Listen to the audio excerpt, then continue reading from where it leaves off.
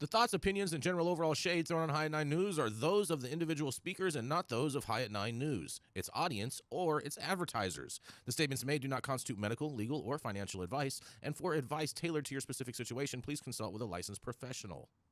Welcome to the High at 9 News Hour, where you will hear from cannabis industry experts and professionals from around the country talk about important topics while shining light on global issues and discussing cannabis as it relates to politics, regulation and reform, data and technology, science, research and medicine, family and parenting, art, celebrities and entertainment, fitness, sports, mental health, and wellness. Oh, shit. Good morning, you guys. Good morning. Happy Tuesday, you guys. Yes. That's right. It's Tuesday, January 7th, and today is National Bobblehead Day. And it is a National Tempura Day.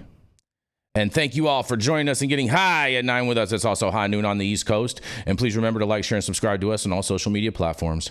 You can look up above and down below to see exactly where we live on the internet. And we are live every Monday through Friday on YouTube, Rumble, Twitch, X, Instagram, Facebook, and on our very own website at www.highat9news.com. So welcome to everyone joining us from any one of those platforms. And I do want to apologize to everybody for yesterday. We had some super technical difficulties. We had a digital insurrectionist, and so we do want to apologize to everyone in regards to that. But we are back today, and we are going to kick it off with the dope dad himself, Mr. Rico Lamitte, the man with a gray beanie on today. Oh, look at that! It's looking pretty spiffy today. That's right. It is the dope dad himself, Mr. Rico Lamitte.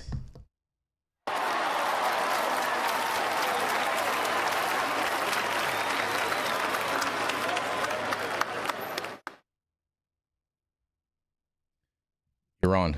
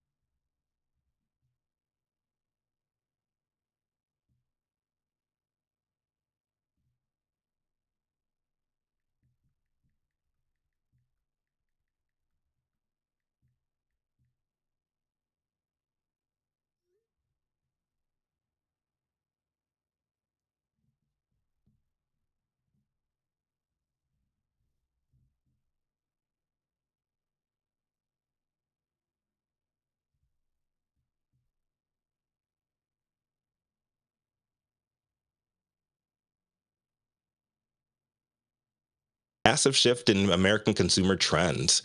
This, Gray says, has major potential. Shift in American consumer trends. This, Gray says, has major potential. Shift in American consumer trends. Somebody got to turn theirs off. I'm echoing. Y'all got to push mute. Somebody got to turn theirs off. I got it. Go ahead, Rico. Sorry. All right. Yeah. This, Gray says, has potential to move alcohol and consumer goods companies to explore cannabis as a growth area. Recent examples include Constellation Brands' investment in Canopy Growth and British American Tobacco's backing of Organigram. He also noted that hemp-based THC beverages presenting a unique specific opportunity to move quickly upon massive profit, despite what Jason Beck seems to think about that sector. He also noted potential challenges being regulatory barriers like federal marijuana classification as Schedule I substance, limiting broader corporate involvement in market expansion, along with public sentiment and cannabis stock prices remaining low with mixed near-term growth prospects. But he's also noting that the future outlook is pretty good, with President-elect Trump's health and and Human Services pick Robert F. Kennedy Jr. being viewed as more supportive of cannabis, potentially signaling regulatory shifts. Despite all the potential challenges, Gray sees cannabis as a future mainstream consumer product with growing opportunities for large corporations to enter the space as societal and regulatory attitudes evolve towards the plant. Although questions remain whether an incoming Trump administration will uphold current Surgeon General Vivek Murthy's recommendation for scarlet letters on alcoholic drink packaging, the fact that mainstream Wall Street analysts are even having these conversations openly, publicly, at the highest levels casts a dark cloud over alcohol's future, and they're saying that we stand to benefit most. I'm Rico Lamitte, the dopest dad on the street for High 9 News. More Wall Street eggheads saying that alcohol is over and weed is just getting started. Are y'all buying what they're selling? Man, oh man, Rico. I mean, after all, it is a dry January, they call it, don't they? It's always moist in my neck of the woods. I mean, you know, it is funny because I have seen so many different talking heads just on regular news platforms over the holidays talking about how a majority of their kids and younger generation is diverting away from alcohol, and I wonder if that is because of the speed of knowledge that information travels at nowadays. In regards with one of the reasons the young people aren't drinking as much. Todd, you're on mute. Yeah, I don't know. I don't really fraternize with the youth of the young drinkers anymore out there. I would have thought, you know, like now that they don't own cars and shit like that, I would have thought they'd be drinking more. But you know, these numbers continue to dwindle. And it looks like people are just shifting towards cannabis. Yeah, I mean, doesn't it scare us a little bit that like these alcohol distributors who have been like just raking it in these last how many decades, you know, it's like they have to pivot too, and they have more money and more lobbying power and a lot more resources than the cannabis industry does as a whole. So, I mean, if it push comes to shove, it's like we're just gonna get a whole lot of other players with a lot, you know, a lot of influence that are going to come in here, and it's going to make it more difficult for, you know, small startup companies, mom and pops, you know, somebody that's trying to bootstrap it on their own instead of, you know, get investors to do this. It's going to be near impossible. So, you know, what does that do for us as an industry? Does that just give us more competitors? What do you guys think about that? Yeah. I mean, they can take this shit over. They got money. Yeah, they can play the long road. That's for sure. Right. They can definitely play the routes. They've been doing this. What do you think? What do you think about this, Jenny? They have the infrastructure. They're going to be better at it than we are from a distribution standpoint, from a national distribution standpoint. So as we federal and have interstate commerce, they definitely have a leg up there as well. But I'm also not fully buying that people just are falling off on drinking, because I saw with my own eyes what it looks like in Whaler on Saturday night with all those fake IDs. Like, these kids are fucking drinking. So maybe they're just telling their parents that they're not drinking, and they're not drinking in front of them. And that's why, like, all these studies, I'm like, oh, okay, for sure, you're not drinking. Cool. You weren't. I believe you. Jenny Beth is not one to not fraternize with the youth. I see. No, I don't fraternize the youth. They're annoying as shit. That's why I leave and don't go to the Whaler at night. But I know that they're there, and they're there in the, like, to the point where you have to stand in a line to get in, because I see it. So, you know, I just don't buy it. I think these self-reported, oh, I'm doing something that we're saying is really bad or unhealthy poll numbers, I don't buy. Sorry. I buy it, and I'll tell you why. I think that the youth like to feel something different than their natural state. And I think that the options available to them are much greater than they were 3 or 4 generations ago, when alcohol was the most readily accessible intoxicant that minors could likely get their hands on. And the bad news now is that there are more options available to them, right? Some of which are fatal. And I think that I think that, I mean, you can order mushrooms off the internet. You can, things are laced with fentanyl. People are getting street Xanax bars. So there's a lot of options available if kids want to feel inebriated. Mm-hmm. The other thing is that, we live in a culture that I think is more and more obsessed with the way people look, and with the advent, with the cell phone, everybody's on social media. And there's a large number of youth that think about how they look and care about the way that they're perceived, and know that alcohol is not good for working out, know that alcohol is not good for losing weight, know that alcohol it counters some of the efforts that they might otherwise be putting into looks maxing. Mm-hmm. And so I do think that there is Looks maxing. Yeah, Mm-hmm. I pulled a youthful term. And so I think there's a large percentage of kids that want to hang out without the hangover. Doesn't mean that they don't want to feel something different. Doesn't mean that they don't want to be inebriated. Mm-hmm. I think that they just know that alcohol, it's not that racy. It's pretty pedestrian. Their parents have done it. There might even be a alcohol cabinet in the house, and it's calories. And that's the other thing, is that 3-4 generations ago, everything didn't have a calorie label on it, and now kids are Googling. They're like, what?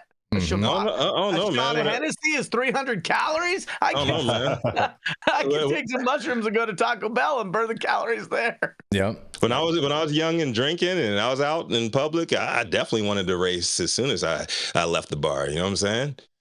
They say that these Fast and Furious.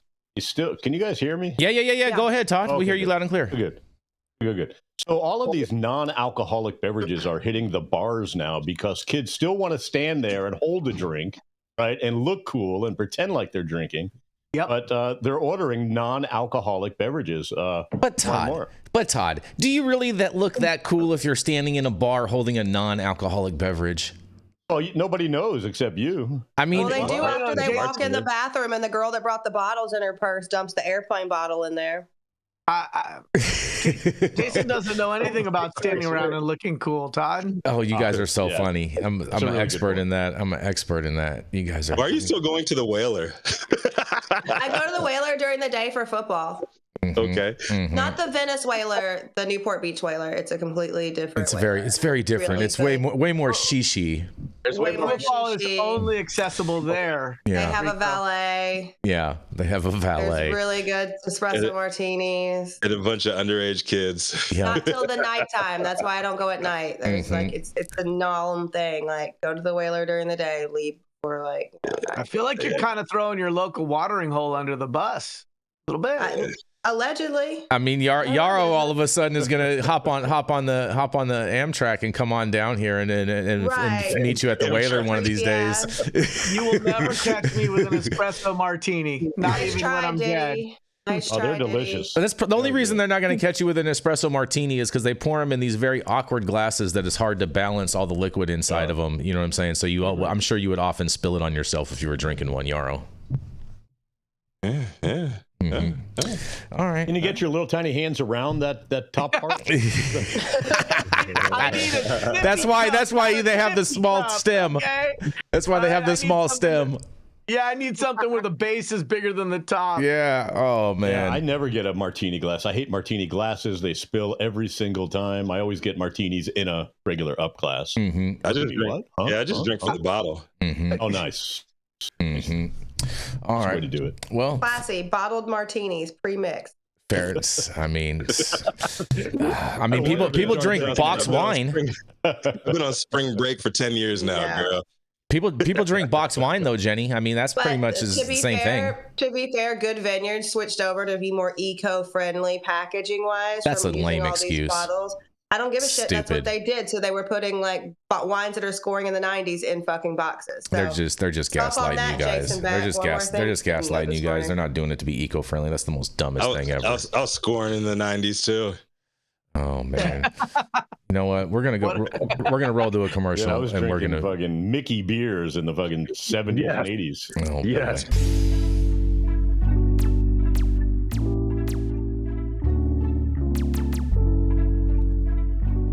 Are Are you all ready for America's new #1 D9 gummy line? That's right, we are bringing to you Parody Gummy. These vegan gummies are manufactured in a safe harbor facility, so you know they're gonna be clean and safe, and they're not gonna give you any of the runaround. Coming in, we have 3 amazing flavors for you. We have the Raspberry Riots. Also, we have the Sleepy Joes if you need something to help you sleep at night. And if you're feeling like raging and having a party time, that's right, we have the Pineapple Bad Hombre. If you're feeling like a bad hombre, make sure you head over to www.parodygummy.com and secure your bag today. That's right, y'all. We are back like we left something. And up next, we have the High at 9 News head honcho here to break us off with a little Tuesday morning heat. It is none other than the highest Republican in every room, Mr. Jason Beck. Oh, yes. Good morning, Rico. Hope you guys all are having a fantastic Tuesday today. And man, oh man, oh man. So my story, just so you know, it comes out of the state of Delaware, and this was directly out of from the state's website. So this is their version of the release, okay? Because what's that? Is it Joe Biden approved? I think it is. I think it's Hunter Biden approved too, Rico. It's a good thing that you mentioned that, so I didn't have to, because a marijuana commissioner steps down, and guess what state we're talking about, Rico? That's right, Delaware. That's right. After a public service career spanning 40 years, Robert M. Koop is stepping down as Delaware's first marijuana commissioner to work in the private sector. Koop played a vital role in shaping Delaware's marijuana industry by forming and leading the new Office of Cannabis, the Office of the Marijuana Commissioner, the OMC, which oversaw the establishment and regulated adult use market. Under Delaware's Marijuana Control Act that took effect in August of 2023, Koop's public service is highlighted by leadership positions across many Delaware agencies, including as a superintendent of the Delaware State Police. That's right, you guys, the DSP. Cabinet Secretary at the Department of Safety and Homeland Security, Commissioner of the Department of Corrections, and Chief of Staff at the Department of Technology and Information, and Chief of Staff with the Delaware Department of Justice, you guys. In a quote, they say, "As I've said before, there are a few people across our state who are more well-respected and more committed to serving the people of Delaware than Rob Koop," said Governor John Carney. In an additional quote, he says, "I knew he was the right person to take on the challenge of serving Delaware's first marijuana commissioner, and he has proven his success leading that office. Commissioner Koop has a reputation in public service that goes well beyond his most recent post, and he has served this state for decades. From his start as a trooper with the Delaware State Police, where he rose to be the superintendent, to his time as Secretary of the Department of Safety and Homeland Security and Commissioner of the Department of Correction. I want to thank Rob Koop for his dedicated service and wish him well in his next chapter." In an additional quote, "It has been an honor to serve in this role and a privilege to work alongside the dedicated women and men of this office of the Marijuana Commission," said Robert M. Koop, Delaware Marijuana Commissioner. In an additional quote, he says, "Throughout my career, I have been inspired to be at my best and earn the right each day to work alongside such talented individuals. I am grateful for all the people that have supported me throughout this journey." Commissioner Koop's dedication and hard work implement the adult use marijuana market in our state has been remarkable, said Safety and Homeland Security Nathaniel McQueen Jr. And an additional quote says, "We thank the commissioner for his decades of exemplary service and leadership. He leaves a legacy of transparency, integrity, and commitment that continues to inspire us all." Under his direction, the OMC made significant strides in Delaware's marijuana market that include the distribution of business licenses for cultivation, manufacturing, retail, and testing facilities. Coop also championed legislative initiatives that facilitated the timely launch of the adult use market and pushed for bills enabling medical marijuana facilities to obtain conversion licenses, ensuring a strong foundation for the new industry. Coop's vision extended beyond regulatory frameworks, and he was instrumental in merging the Division of Public Health's medical marijuana program with the OMC, creating a unified structure that supports both medical and adult use marijuana programs. Recognizing the importance of equity and opportunity, Commissioner Coop also organized 4 social equity workshops across Delaware. I mean, in all fairness, Delaware is a small-ass state, so, you know. These workshops provided resources for individuals seeking social equity licenses, offering guidance on legal banking, real estate, and revenue matters, fostering a fresh start for many aspiring entrepreneurs. Coop began his career with the Delaware State Police, where he served for 28 years, culminating in his role as superintendent at the rank of colonel. He is a graduate of the FBI's National Academy 211th session and the FBI Leadership in Counterterrorism Pacific program. He also holds a bachelor's degree in criminal justice from Wilmington University and an associate's degree in mechanical engineering from Delaware Technical and Community College. As Commissioner Coop concludes his tenure, his contributions will continue to leave a lasting impact, and his steadfast dedication to public safety, equity, and the effective implementation of the Delaware Marijuana Control Act set the stage for a thriving regulated marijuana industry. As Coop transitions from his public service career, we will be returning to his roots in the construction industry as the new Chief of Staff at CRX Construction in Reboth Beach. And just a little bit about the Office of the Marijuana Commissioner. The state says the Office of the Marijuana Commissioner, the OMC, is the agency responsible for regulating the adult use marijuana industry in Delaware pursuant to the Delaware Marijuana Control Act, and the OMC is focused on safeguarding public health, deterring underage usage, and generating tax revenue. Furthermore, the OMC strives to promote an equitable and competitive marijuana market that places consumer welfare and public safety at the forefront with the goal of eliminating the illegal marijuana market. To accomplish these objectives, the OMC is responsible for establishing comprehensive rules and guidelines, establishing the licensing process, and addressing companies to ensure effective regulation of marijuana cultivation, manufacturing, and the sale of marijuana and its derivatives within the state, you guys. Well, this guy is retiring and is going to go and start a new construction job and this and that. I wonder how many government contracts this construction firm is going to get. I can't wait to hear what you guys have to say about this.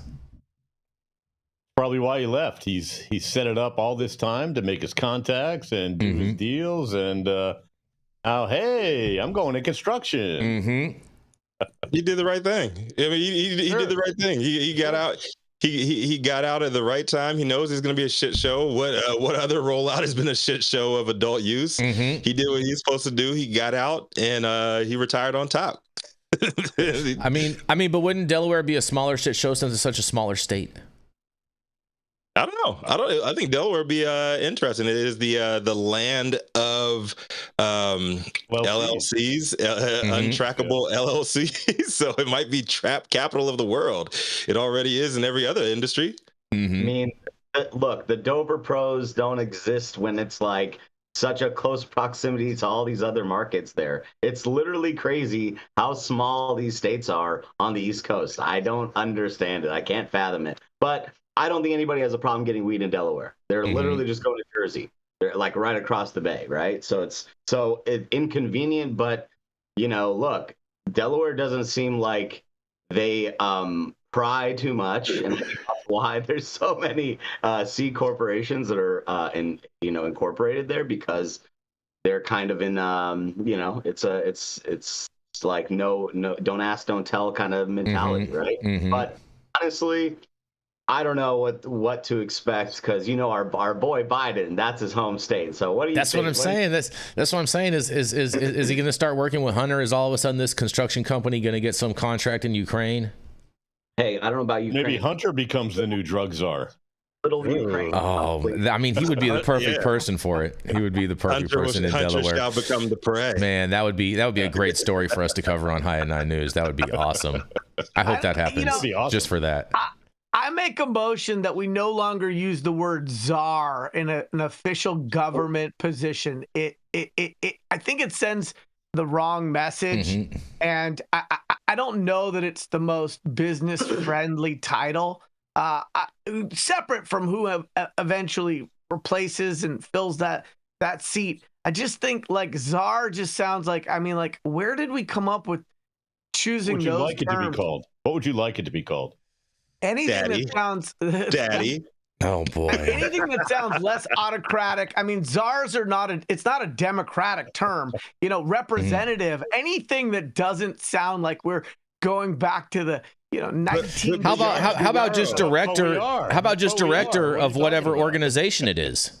Yeah, Yarrow, give me that big D. I'm fine with the director title. You're gonna take the big D, huh? Yeah, all D is big to Yarrow. Wow. Okay, now I'm drinking an espresso martini. Yeah, I bet. Impact, and when you have the name czar in front of your name, it means like you what you say kind of goes. So maybe it is that we need some people to effectuate some change in the government system, as fucked up as ours, that that actually have a little bit of power in decision making and how these things are set up. I agree with you. I think the word is antiquated, but what are we gonna do? The problem is not the words, right? The problem is people. So let's get rid of the fucking Arts with the words. So let's keep the words. Let's get rid of the fucking people. Yeah, I think it fits. I think it fits. We are moving towards autocracy. That we are in an oligarchy. Like why not have czars? That's right. Running this shit. The drug dictator, we could call him. Yeah. Peanut-shaped potatoes. Dictators for life. Oh, pause. Oh, hey, I see what you did there. Pause. You guys are having way too much fun with this. We're going to keep this train rolling. We're going to roll right into the golden voice himself, Mr. Todd Denkin. That's right. He's the founder of Digipath Labs out there in the great state of Nevada, and you're in another state too recently, right, Todd? Yeah, Arizona. Oh man, another great state, Rhino State, but nonetheless, you know what I'm saying. And that's right. He's also the founder of the Smuggleverse, where you can purchase all of your digital dank. That's right. It is none other than the man, the golden voice himself, Mr. Todd Denkin. Yeah, the czar of good voices. The dictator of voices. Oh boy, all those taters. Thank you, everybody, and a happy new year if I haven't seen you before or since. Story in Wisconsin, as the Wisconsin governor wants to let voters legalize marijuana by putting it on the ballots as a GOP legislature blocks that reform. That's right, the governor of Wisconsin says residents of the state should be allowed to propose new laws by putting binding questions on the ballot, citing the fact that issues such as marijuana legalization enjoy sizable bipartisan support, while the GOP-controlled legislature has repeatedly refused to act. Governor Tony Evers, a Democrat, said during a press conference that he will be including a proposal in his 2025-27 biennial budget to give citizens the right to put forward ballot initiative to enact statutory or constitutional policy changes if a majority of voters approve them. He said, quote, "The will of the people should be the law of the land. Republican lawmakers have repeatedly worked to put constitutional amendments on the ballot Republicans drafted that Republicans passed, all while Republicans refuse to give the same power to the people of Wisconsin. That's wrong." Governor of Wisconsin says residents of the state should be allowed to propose new laws by putting binding questions on the ballot, citing the fact that issues such as marijuana legalization enjoy sizable bipartisan support, while the GOP-controlled legislature has repeatedly refused to act. The presser on Friday, Evers specifically mentioned that there's majority support for, quote, legalizing and taxing marijuana like we do alcohol, as well as other issues such as abortion rights, gun safety, and increasing funding for public education. And I quote, "Republican legislatures have repeatedly ignored the will of the people of Wisconsin," he told the Wisconsin Examiner. Previously, in 2022, the governor signed an executive order to convene a special legislative session with the specific goal of giving people the right to put citizen initiatives on the ballot, raising hopes among advocates that cannabis legalization could eventually be decided by voters. GOP legislature did not adopt the proposal, however. Whether the legislature will heed Evers' latest budget request for policy change is uncertain. Lawmakers have previously declined to act on his other budget proposals, including those calling to enact legislation of recreational or medical cannabis. Evers said last month that marijuana reform is one several key priorities in the state, and they should pursue it in the 2025 session. Lawmakers work with a budget surplus. Days after he made the remarks, a survey found the reform would be welcomed by voters in rural parts of the state. Nearly 2/3, up to 65%. They support legalizing cannabis. Last May, the governor said he was hopeful the November 2024 election would lead to Democratic control of the legislature. In part, he argued, because it would position the state to finally legalize cannabis. He said, "We've been working hard over the last 5 years, several budgets, to make that happen. I know we're surrounded by states with recreational marijuana, and we're going to continue to do it." The GOP-controlled legislature has so far failed to pass even limited medical cannabis legislation.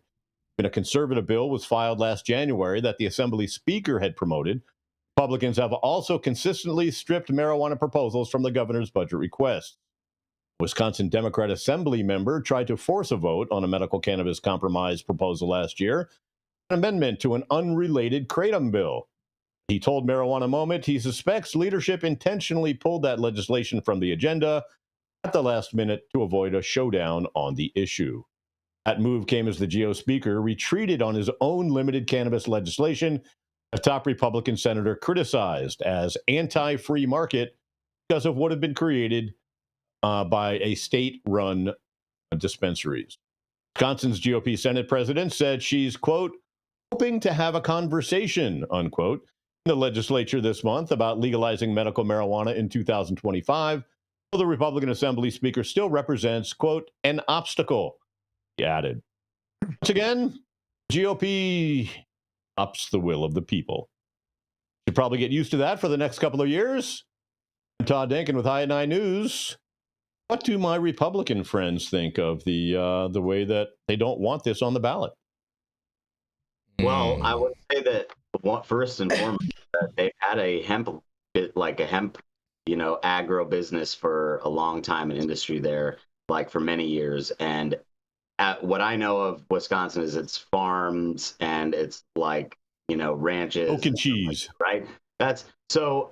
What do you know about any municipality or any kind of area that's mostly farms? It's, controlled by a few landowners, right? And so it's like the landowners make the difference there. And if they have a will that's what their representatives are going to, be fighting for in the state legislature or in the federal government. And so for there to be this, surprise, it's not really surprising, but it's like, how do you control? Again, it's about the bifurcation of the two industries. It's like you have to fight to keep your piece of the pie and not let it proliferate into this bigger, better thing, right? Because you have to control and protect how you're earning your money, how you're feeding your family.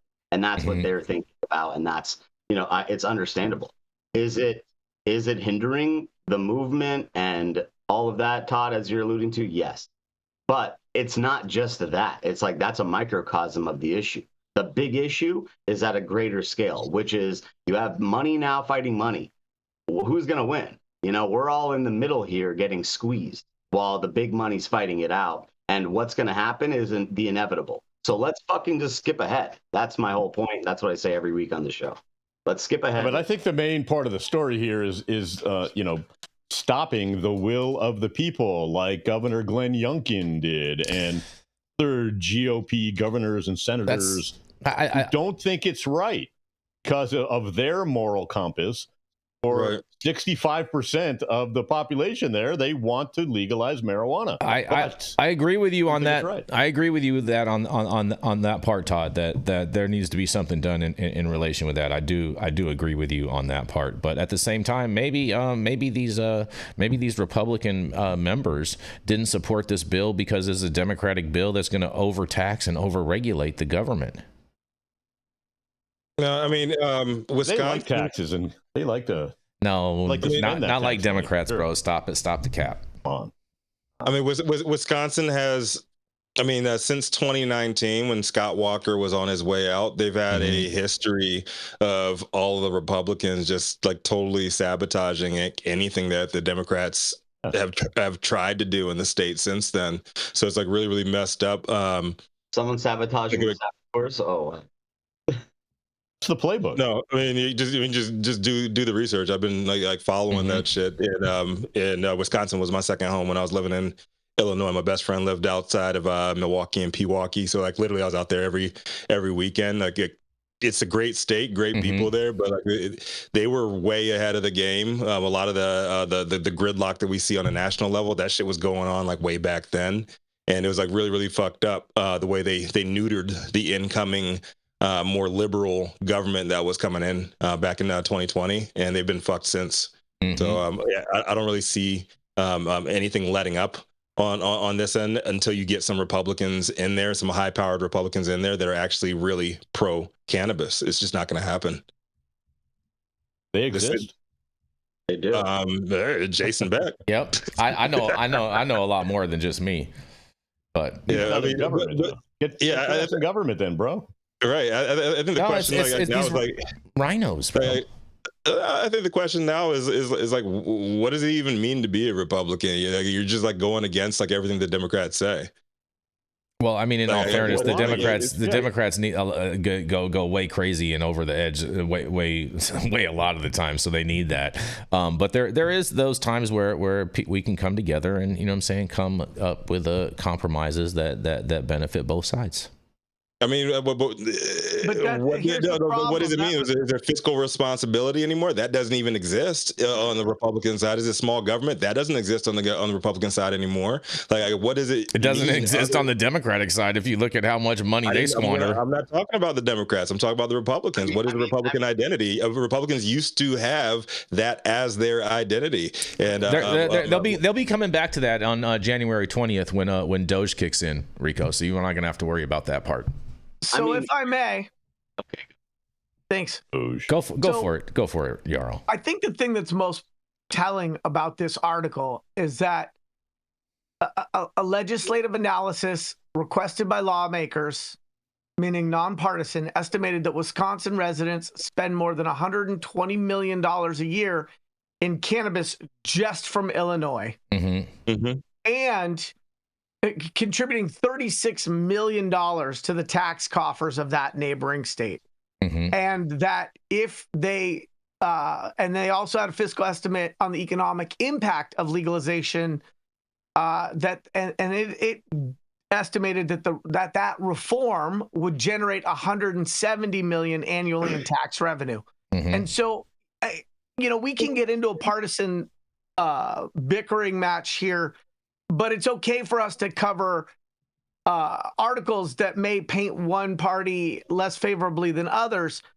I think the problem here is that if you are a Republican, whether you're a new school Republican or an old school Republican, if you're a Republican and you're pro-business, it's hard to argue with the idea that your residents are putting $23 million into the coffers of a nearby state, and that you're potentially missing out on $170 million in tax revenue. Now, I agree with you, Jason, that maybe the Democratic plan is too taxy. And if that is the case, then in a bipartisan spirit, it would be on the Republicans to say, here's the modifications that we want so that this is a more business-friendly set of rules and regs. And with that, be able to take a pole position, a thought leadership position in the eyes of the public by saying, yeah, we are let's, the toothpaste is already out of the tube. We just want to make it less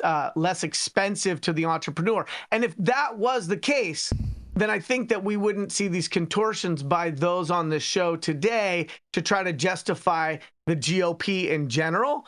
But on this one issue in this one state, I don't see how anybody can spin it, because I think it really, really reads as obstructionistic. And that's why the Democratic governor is saying, I can't deal with y'all. You're being inefficient. You're not coming up with a bipartisan compromise. It's better for the will of the people, and let's just do a ballot measure, because I can't get anything done with this other party. And since the definition of compromise is nobody's happy, and you find some middle ground that requires movement on both sides, if that can't happen with this particular set of local legislators who are flying the GOP flag, that's too bad, because all the citizens of that state are missing out.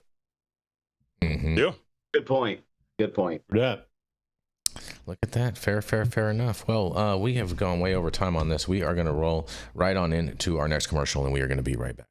I just ordered the summertime strawberry salad when added steak on top here at Anna's. Make sure you do the same thing too next time you're in downtown Long Beach. Come on down and check out Anna's joint on the 400 block of Pine Street. They have amazing selection of beers, foods, and when you come down here to Anna's, you can even challenge me to a game of shuffleboard if you want to lose.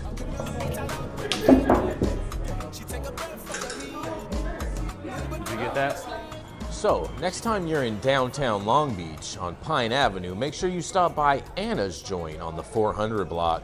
Not only do they have Anna's Joint, this restaurant and bar, but they also have the amazing deli next door, and then next door to that, they have a very exotic flower shop. You may want to stop by and say hi.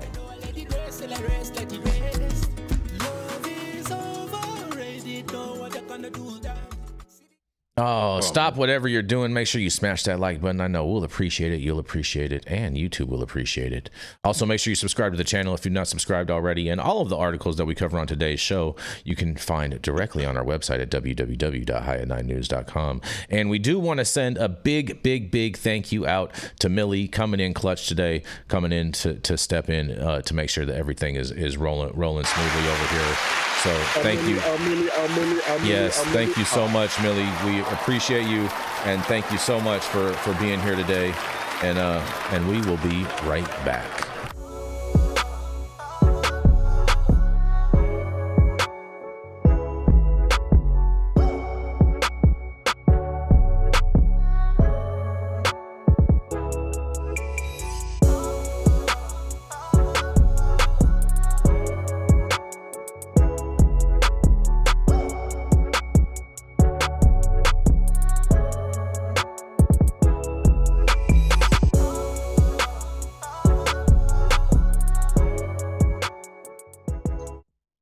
Yes, and we are back, Rico. Yes, we are. And up next is none other than the conservative mouth from the South. Y'all know who it is. She is the founder of Kind Cannabis Consulting, and also, God damn it, I lost my screen. Jenny Beth Dills. Oh man, Rico. Sir. There we go. What you got for us today, Jenny Beth? All right, I have some news from a 2020 case. A shocking update to a 2020 mass killing. Police in Riverside County, California, are calling on the public to help crack the case. 7 people who were brutally murdered at an illegal marijuana grow operation in the rural community of Aguanga. Probably pronounced that one wrong. Investigators now believe the crime was committed by gang members of Laotian descent from the San Diego area during a robbery. Sheriff Chad Bianco says 3 individuals have been identified as person of interest in the case. While their names have not been released, authorities are confident these individuals played a role in the killings. Sheriff Bianco made a public plea for anyone with information to come forward. We're pleading with you to do the right thing for these victims, their families, and to protect the community from further victimization by these criminals. The victims, also of Laotian descent, were aged 44 to 64. Some were attacked while sleeping and others while trying to escape. Sheriff Bianco described the crime as brutal, with one victim's death particularly heinous. No money was found at the scene, but deputies recovered more than 1,000 pounds of processed cannabis and hundreds of plants. Investigators believe the attackers were after cash. Surveillance footage from the scene revealed dark-colored SUV leaving the area. A vehicle matching that description linked to one of the persons of interest was later destroyed in a crash. Authorities have spent years analyzing tens of thousands of pages of digital evidence, including cell phone and social media records, much of it in Laotian, which required extensive translation. The Riverside Sheriff's Office continues to seek tips from the public. If you have any information, you're urged to contact them.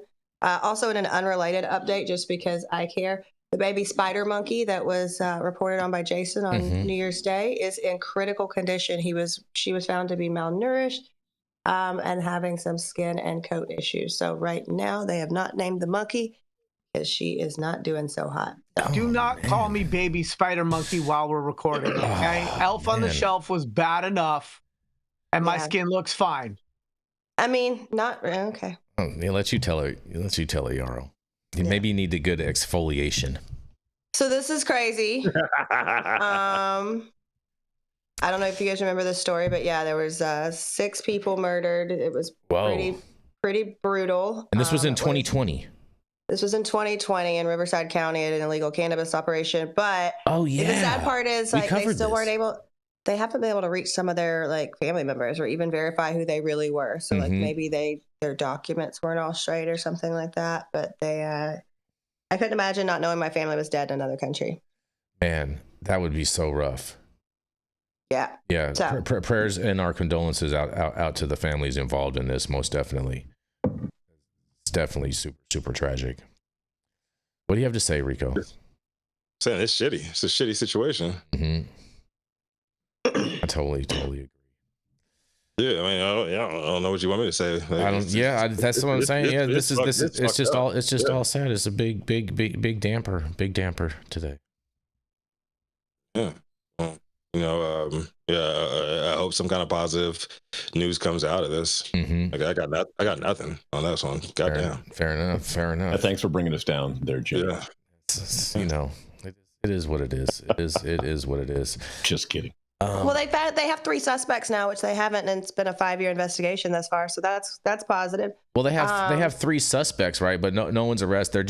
These are just suspects. They don't. So obviously don't have the evidence to make an arrest or even to make an indictment at this point. It kind of checks out, right? Like if you have 6 people who are here from Laos, right? Yeah. And then you have a gang that is Laotian in descent, and they got robbed and killed.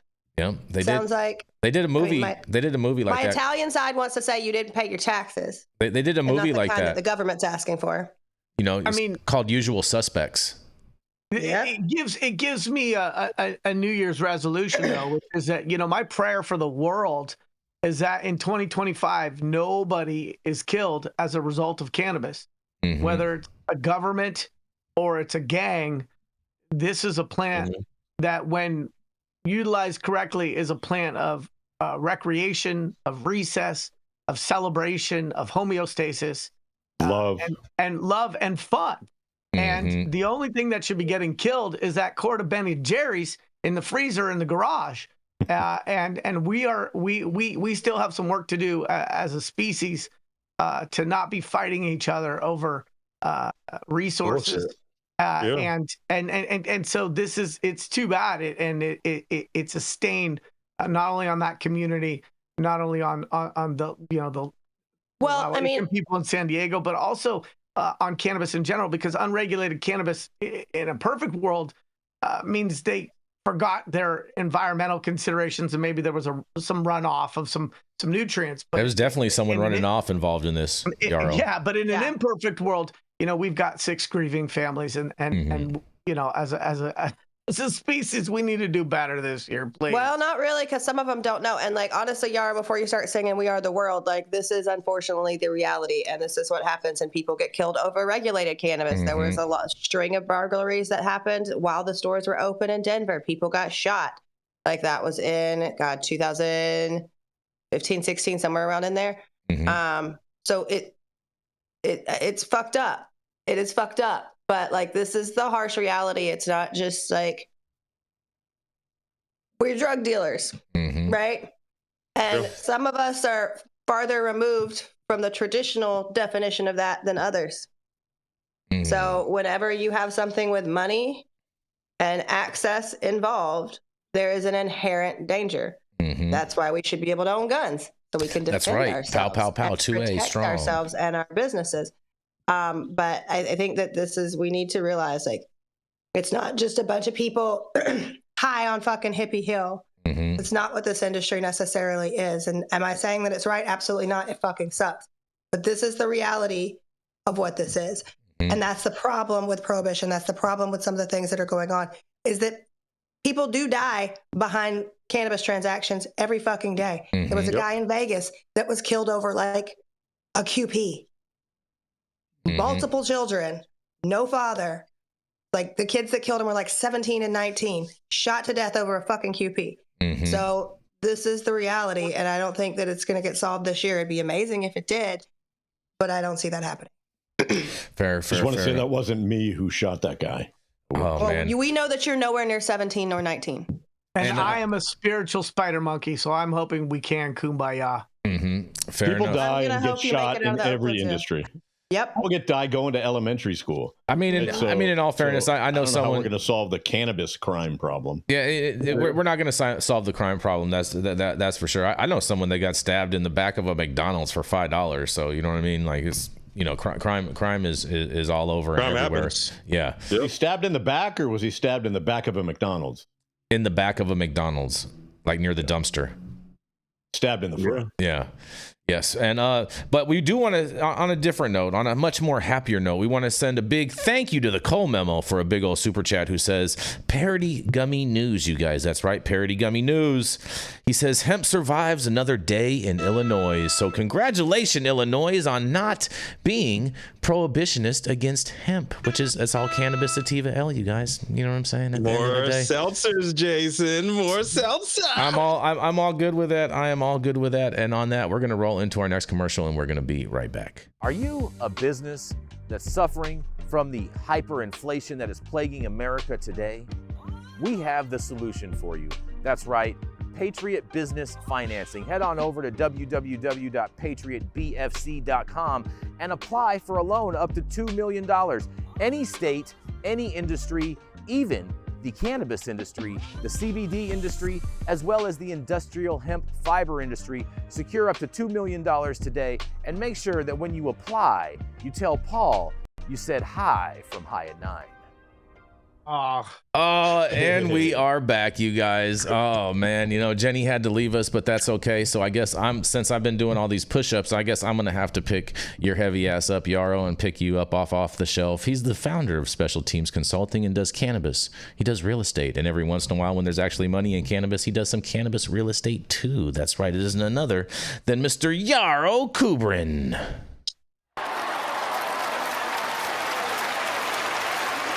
And the crowd goes wild. All righty. January 7th. Thanks for tuning in, bearing with our technical difficulties yesterday. We are moving and grooving. This is Yarrow Kubrin, High at 9 News, rounding out almost 10 a.m. Pacific time. And my article today is from Santa Fe. And without further ado... Oh, I see what you did there. Trying to have some right. bars. He's a poet. Mm-hmm. He doesn't I'm a even know. lyricist. I am the spider monkey with the bars. Mm-hmm. And so without further ado, hot off the Santa Fe New Mexican press from yesterday, cannabis industry leaders in New Mexico push for ban on hemp-derived THC. Ramona Franco watched with worry in 2024 as California Governor Gavin Newsom banned intoxicating hemp products under emergency regulations in the Golden State. Franco lives in Chimayo, where she helps operate a small hemp growing and manufacturing business, but said she has friends affected by the California law. Chimayo Hemp Enterprises cultivates 1 to 3 acres of hemp each year on a small farm in the northern New Mexico community and has a nearby manufacturing center. It follows federal guidelines when making products containing CBD, a non-psychoactive chemical in cannabis and hemp, including smokable hemp flower and dog treats. Woo! But it is steered clear of the largely unregulated market for hemp products containing the psychoactive chemical THC, which has fueled concerns in New Mexico and across the nation. Products such as gummies and other edibles containing the often synthetic hemp-derived THC are sold legally in gas stations and smoke shops in many states, including New Mexico, thanks to a federal farm bill loophole. We kind of knew from the beginning it was going to go south, Franco said of such products. We chose not to ever get into the game. Members of the state-regulated cannabis industry in New Mexico are decrying the market for hemp-derived THC products, with the New Mexico Cannabis Chamber of Commerce planning to push for a ban and the state's largest cannabis company taking its own action in an effort to spur more oversight. As an organization, we're very concerned. It's one of our 2025 priorities to ban intoxicating hemp in New Mexico, either legislatively or through an executive order, said Ben Lewinger, executive director of the New Mexico Cannabis Chamber of Commerce. State Representative Andrea Romero said she plans to introduce a bill in the upcoming session that would ban hemp-derived THC Delta 8. There's a plan to abolish Delta 8 essentially from circulation. It's an all-out ban, she said. The proposed legislation wouldn't affect businesses like Chimayo Hemp Enterprises, which grows 600 to 900 plants a year and only markets products containing CBD. As far as we're concerned, said Franco, we stick with the medicinal qualities of the plant and make our products for medicinal reasons. A cancer on the legal cannabis market. Hemp-derived THC, known for getting users high, is not regulated under the same standard as cannabis, and products often contain levels of THC over the legal limit for cannabis products in New Mexico, said Duke Rodriguez, CEO of Ultra Health, which operates 29 cannabis dispensaries as well as massive facilities for growing and processing products. Rodriguez believes the hemp products pose a threat to the state legal cannabis industry as well as public health concerns. There are these products that have infiltrated New Mexico and other states. You can go to a gas station, convenience store, smoke shop. I myself went to witness it to see that it is real, he said. In a recent letter addressed to the New Mexico Cannabis Control Division officials, urging the agency to focus on what Ultra Health describes as an emerging crisis, the company wrote, if the division does not begin to address this parasite quickly, it will metastasize into a cancer on the legal cannabis market. All right, are we going with the parasitic analogy or the cancer analogy? You're getting me all medically confused. Anyway, Rodriguez said that his company has been testing some products sold in the unregulated hemp market and has found that they exceed the legal limit of Delta 9 THC, which essentially occurs at higher concentrations in cannabis. The federal loophole for hemp products came about in 2018 when that year's Farm Bill legalized hemp, a botanical class of cannabis with less than 0.3% THC. This has allowed a multi-billion-dollar industry to materialize nationwide without many rules and regulations. And although a growing number of states have sought to close this loophole by imposing state bans or restrictions. So this article goes on and on for about another 17 paragraphs, and most of what I've just reported is stuff that our viewers already know. But I thought I would bring this up because it's yet another example of the industry trying to circle the wagons, close its doors, and put the toothpaste back in the tube in regards to intoxicating hemp-derived cannabinoids. This is Yarrow Kubrin, High at 9 News. I'd like to hear what my other guests and pundits think about this article. Thank you. Oh, man, well, Yarrow, this is going to be interesting because if they go through with this ban, you're going to have like the exact opposite happening. You're going to have everybody from New Mexico driving into Texas to buy hemp products, and you have everybody on Western Texas driving into New Mexico to buy cannabis products, which in essence are all the same because it's all cannabis sativa L at the end of the day, and it's all THCA, by the way. Dude, when are these Mexican cartels going to get in on the hemp industry? I mean, in between the jokes, there's a kernel of truth, right?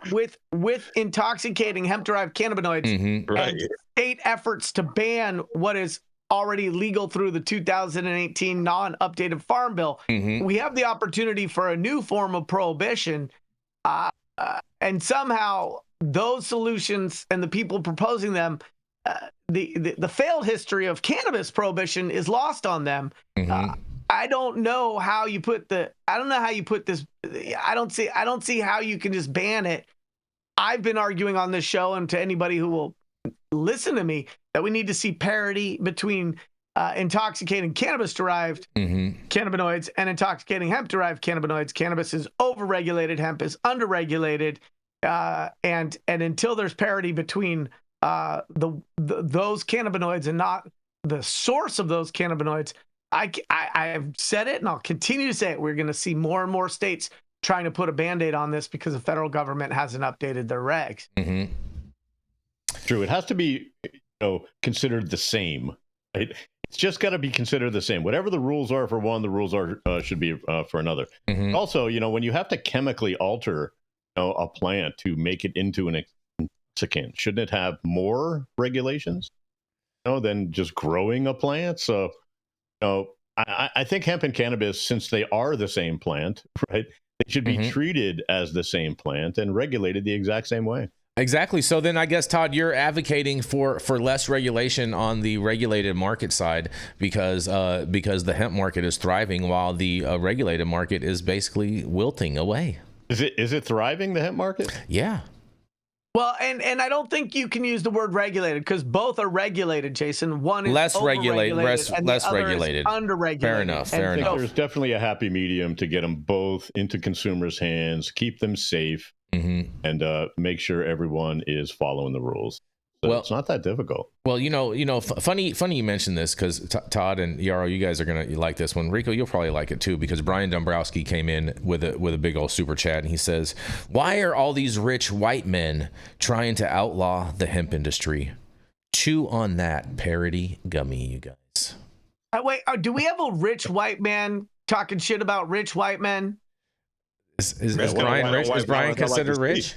Brian considered rich? I don't know. I haven't checked his bank account in a while. I like Brian. I know Brian in real life. Yeah. But I don't understand. Like, the only shaming that's still socially acceptable is rich white men and fat people. And I don't understand why people get to talk shit. I didn't realize that there was a distinction between rich white men and just white men in general, as far as, because it seems like they just, they just blanket every white guy. Dude, have you been to Arkansas or Kentucky? Yeah. Most rich white men are. Yeah. I love Arkansas and Kentucky. So that's great the hybrid places. Category, Rico. Not a lot of rich white people there. The Venn diagram that lives forever in my head. Yeah. Oh, man. I mean, look, to be fair, anybody who's in the regulated cannabis industry who's advocating for a ban of hemp, who is in charge or leading a company that has 24 dispensaries, is probably not down to their last dollar. I think that the issue is these states trying to come up with stopgap measures is because the federal government's not doing their job. They have not updated the Farm Bill. We can squarely place the blame, and I just want to take shots on the Biden administration for that, right? Shots fired. Try. And how dare you? Unreasonable exuberance of Republicans thinking that Trump is going to do better or different. Absolutely. He's going to do better and different. All the way. Maybe. I mean, you sound like a teenage girl at a Taylor Swift concert, just a starry-eyed and unwilling to see the reality. No. We have a track record because the last 4 years when he was the president were amazing, and then these 4 years have been nothing but tyranny. He had $3 trillion to the debt. $3 trillion to the debt. So I'll make a prediction, which is I don't think he's going to do anything or prioritize this issue, and I think that those that hope he will be crying in their soup later. His issues are making Canada the 51st state and changing the name of the Gulf of Mexico to the Gulf of America. I support Canada becoming the 51st state, and you know what I mean. I think it's fantastic. I think it's great. Might as well. You know what I mean? It's the dumbest shit. I thought he was going to deport 40 million people on day one. Well, you can't deport 40 million people on day one, but maybe, you know what I'm saying, by 100 we'll hit 40 million. Put them in the camps, Rico. He's got to circle them up. Put them in the camps. Hey, we're not going to get putting camps. Stop it. We're supposed to have $1.50 gas, and all of our energy bills are going to be half. You know you're not going to have $1.50 gas in California, bro. That's not even close to reality. You know what? I'm very optimistic. I'm very optimistic that everything that Donald Trump said is going to actually come true. Even if he only does a 10th, but I will say this: he is the only president that in his first tenure basically did every single thing that he campaigned on. And so he's Ohio. He's a 10th. He's a 10th because he got Mexico to pay that wall.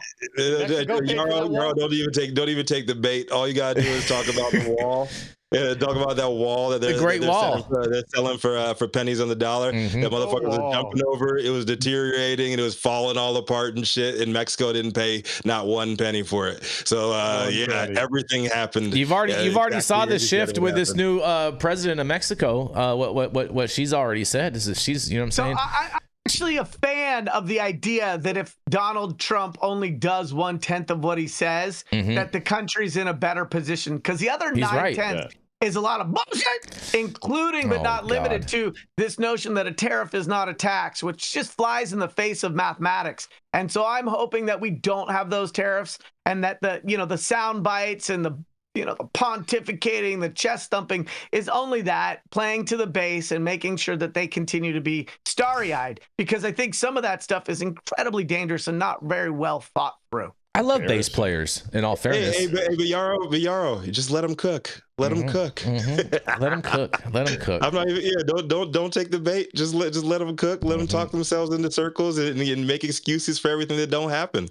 We don't make excuses. Right. We get the job done. And now he's not ruling out seizing Greenland and the Panama Canal using military force. The Panama Canal should be ours. And as far as Greenland, we should have bought that. We should have bought that under his first term. But you talking about my homeland now? Like that ain't gonna happen. Yep. Panama Canal we paid for all of that. And if you read the contract, Greenland that's your homeland?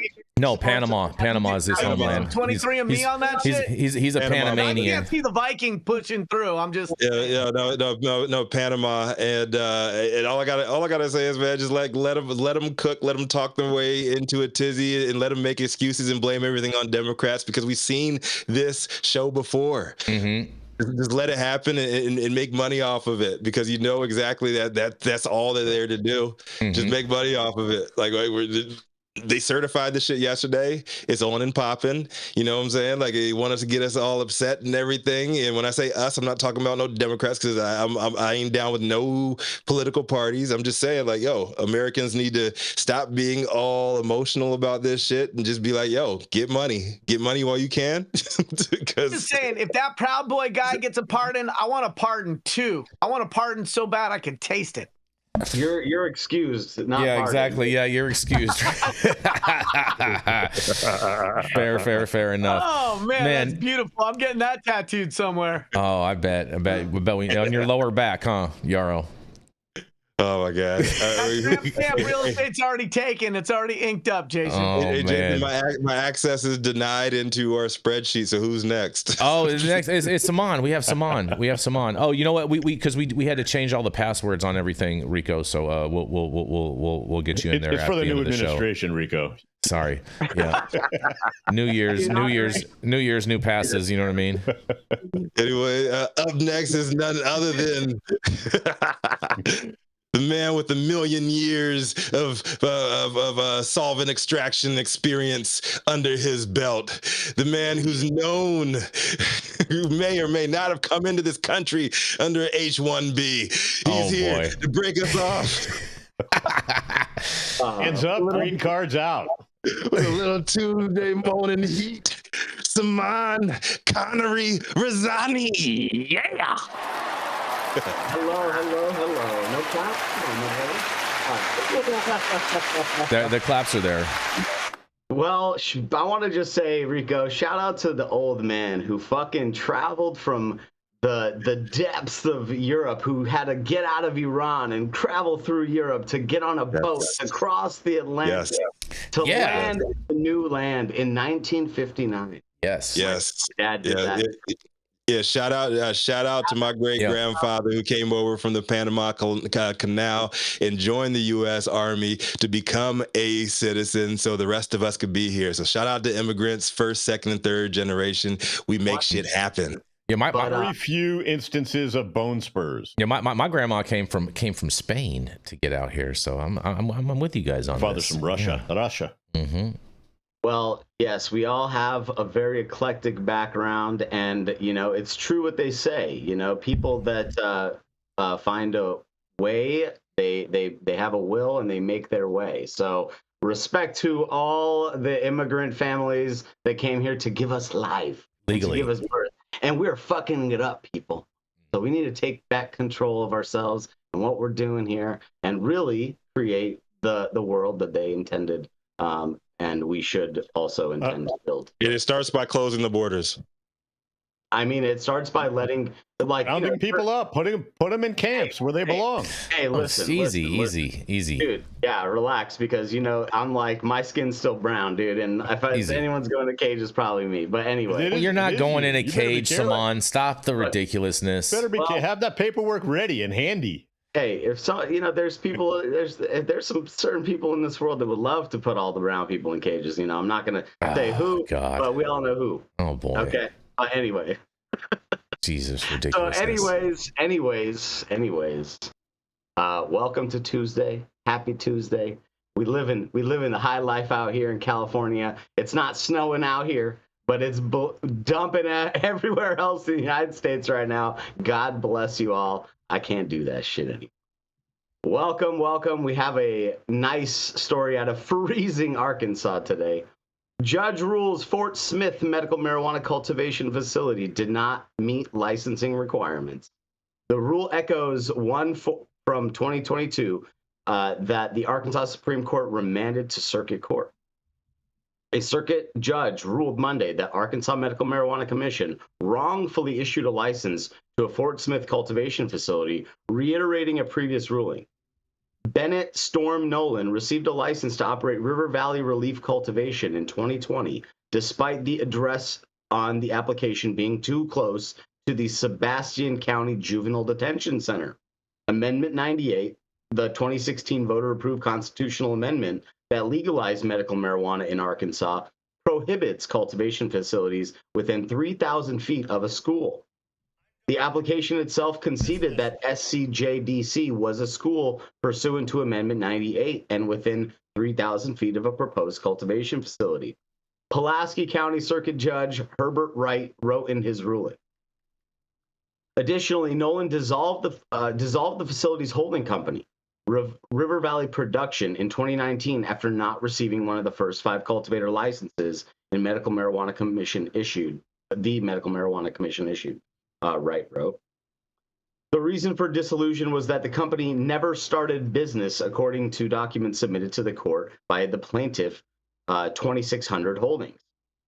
Wright expressed disapproval for the commission granting the license to a dissolved company. The court remains curious as to why so many accommodations were made for Mr. Nolan, despite concerns that and protests being repeatedly raised from the beginning of the application process, Wright wrote. The rules were never changed. The process was not altered, but the license was granted. It was difficult to come to any other conclusion than that MMC was committed to placing Mr. Nolan in charge of a cultivation facility, notwithstanding all of the clear defects in the RVRC application. Nolan could not be reached for comment Friday, but he told the Arkansas Times that he plans to appeal Wright's ruling and will keep the facility operational as long as he still has the license. Abton Medizdegan, an attorney representing 2600 Holdings, said he does not see a basis for the appeal and hopes the Arkansas Supreme Court will uphold Wright's ruling.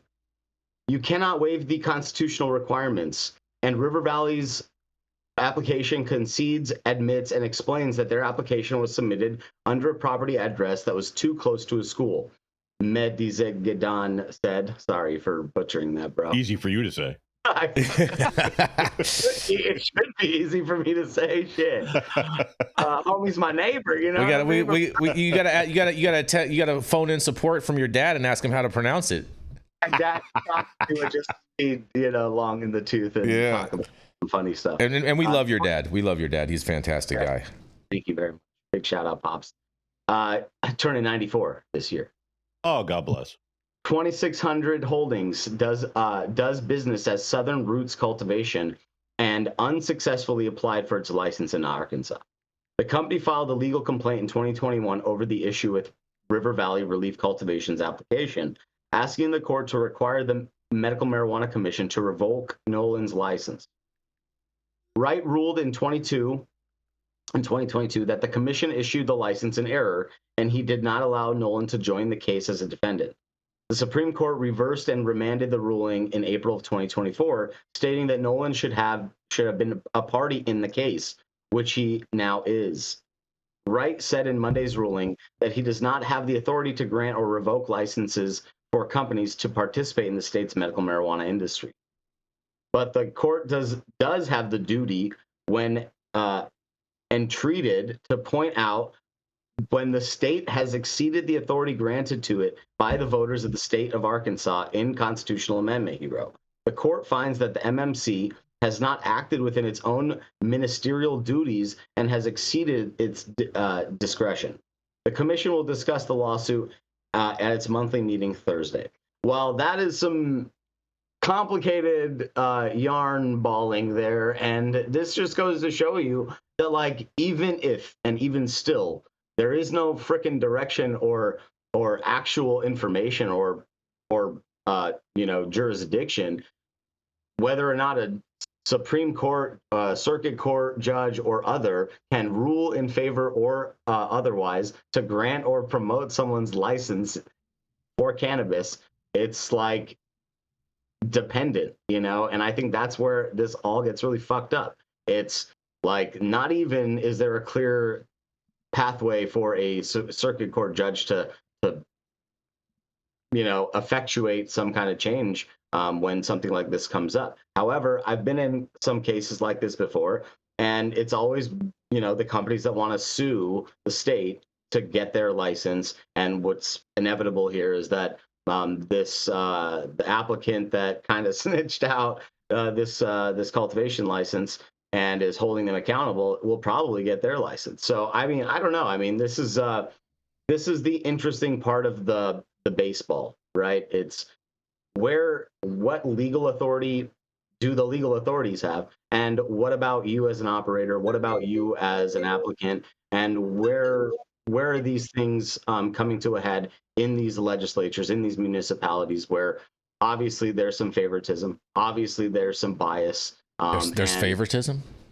Really? Well, yeah, and allow me, if I may, I don't want to interrupt. Jump in, bro. Okay. So the issue here is that this license should have never been granted because of the radius requirement related to sensitive locations. That's the first problem. That's the first problem. But I'm conflicted here for a variety of reasons. I love the idea of government being flexible with entrepreneurs to work with them. And that's not inherently a bad thing. What makes that a bad thing is if that's not a published and uniform approach to dealing with all applicants. And so if they put in their rules and regs a certain amount of articulated flexibility, then it's a level playing field. The other reason why I'm conflicted is because I have always felt that these radius requirements are crazy stupid. Yeah, They're basically I agree. saying that you can't have a facility within a half a mile of a school, and then they're saying that juvie counts as a school. I mean, I don't know. I guess I'm just a peaceful spider monkey today, but I don't understand why we're locking up a lot of kids to begin with, and how we can even argue that a juvenile detention facility is an educational institution. Give me a break. What are these kids learning in there except how to become criminals and how to become institutionalized to begin with? So that's education. That we need to protect. Well, it's the education in the wrong direction. So the idea that we need to protect these children, I'd argue that protecting them might include not incarcerating them to begin with. But this half a mile radius is ridiculous, and it becomes more ridiculous the denser the urban environment becomes. And so you see these crazy outcomes in places like New York or San Francisco, where you're basically creating protectionism within the rules and regs. And if we were a free market, which people like to say we are, but we're not, if we were a free market, then businesses would be able to thrive and die on their own without these radius requirements, which are not necessarily applied in the same way to, say, like a liquor license. So again, cannabis has always said, just treat us like a regular industry, treat us like a regular business. And in my mind, these radius requirements are not treating us like a regular industry and a regular business. The one place that I think this also impacts the industry more broadly is with investors. If somebody takes on money, if this person took on money and now he's in this no man's land of, what's going to happen if he appeals it, like that has a chilling effect on investors wanting to participate in newer programs. And I think that that's a real problem. Yeah, Biggest problem is that they were approved in the first place, right? They're approved and they're doing their thing and running their business and doing their thing, and now suddenly this juvenile detention center is a school. Yeah, that's what. I know that the hypocrisy is crazy. Exactly. I agree. I agree with all of this, Yarrow. Everything that you said. And when it comes to the radius thing, I think it is the most ridiculous component of a land use component. And the main reason why I believe that is because they do it as a radius around the property line, and they measure outwards. Now, if they did it as far as a walking distance from property line to property line, that would make a lot more sense to me, because there's no one that is traveling through buildings or through walls to get to any of these places. And none of these kids are getting into any cannabis facility. That part too. It flies in the face of a lack of data, right? Mm-hmm. I can't say that there's any addiction coordinator at a treatment center that has a patient there that says that the reason why they have to go into a 12-step program is because they went to school right next door to a dispensary. Show me the data. I mean, still, to Jason's dispensary, point, it's a grow. Depends on where you're at. In Colorado, they were measuring door to door, and it was down a public walkway or whatever. So it's not most places aren't, though. Most places aren't. Most 99% of all of them are done by a radius, by a pin drop and a radius circle. Imagine in Arkansas, there's not like a real pathway to get from one place to another like there is in a city. Mm-hmm. So maybe as a crow's fly is how they do it. But I mean, it's the cobblestone. It's definitely. I think what point that Troy Lawrence made is really key. This is a price gouging situation. This is how they can restrict the businesses. This is how other people can like get into the industry and make money without being plant touching, right? If you're a realtor, if you have a bunch of commercial real estate that you own, that you lease out, and you're in a zone that's, just far enough from a school or just far enough from a public right of way or wherever they've restricted you from owning a business and putting one of these cannabis businesses, then you're really able to like capitalize at a big level. But it's a lopsided kind of situation for operators, right? Mm-hmm. I mean, that's just but this is how the cookie crumbles, right? For all of us, this is how it's been.